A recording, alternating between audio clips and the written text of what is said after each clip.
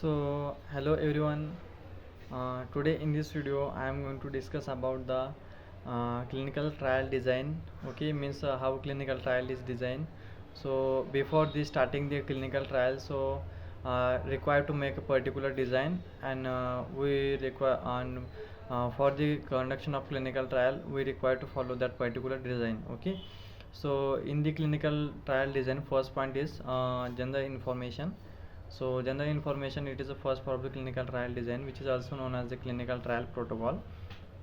So first one is the general information, which include the project title, then after identification number, then name and address of the sponsor, means those sponsor who is conducting that particular clinical trial, and next one is the name and address of the authorized person who is selected for that particular clinical trial. Okay, so next part is the background information.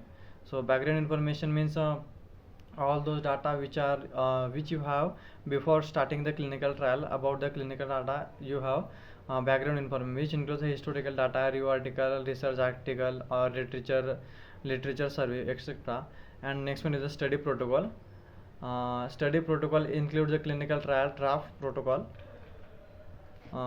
Clinical trial draft protocol means before the starting the clinical trial you require to make a particular draft protocol, and this also includes the type of which types of clinical trial is going on, and how many numbers of volunteers you should take in your clinical trial, and which types of study you should do in your clinical trial. And next one is a selection and withdrawal of the participants. So it includes the exclusion and inclusion criteria of the volunteers, means that those person who can enter in the clinical trial and those person who cannot enter in the clinical trial, or which types of volunteers we can allow for the clinical trial. Okay, that particular there is some criteria for the exclusion and inclusion criteria for the volunteers, which are comes under the selection of withdrawal participants, which also includes the body weight of particular patients, and selection and withdrawal of the participants should be done according to the ICF GCP guidelines, E6 guideline,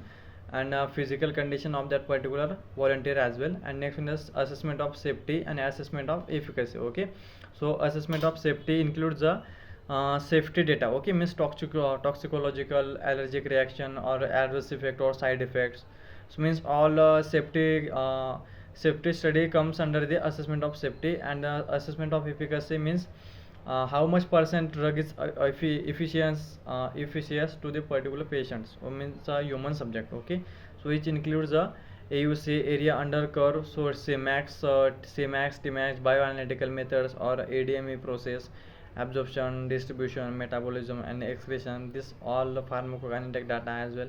And next one, the statistics means which statistics plays a very important role in the clinical trial design, because at the last you have got data which are required to analyze the with the which are required to analyze with the help of the statistical tools. Okay, means those data you just want to analyzing those data which are with the help of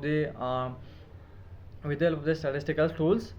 Okay, so basically ANOVA test, chi-square test, pi square test, and regression models, these are comes under the statistics.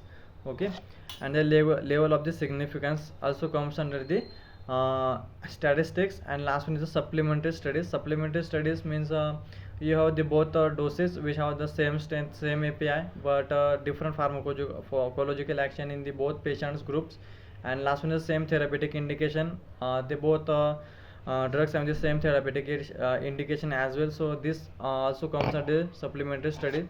So this is all about the clinical trial design. So likewise clinical trial design is made, and we should require to follow this clinical trial for the good clinical trial. Okay, to make a good clinical trial, and we should follow the all guidelines which are related to the clinical trials, which are given in the ICH GCP guideline in the E6 guideline. So thanks all of you. I think you have got the brief idea regarding the clinical trial design. So thanks all of you.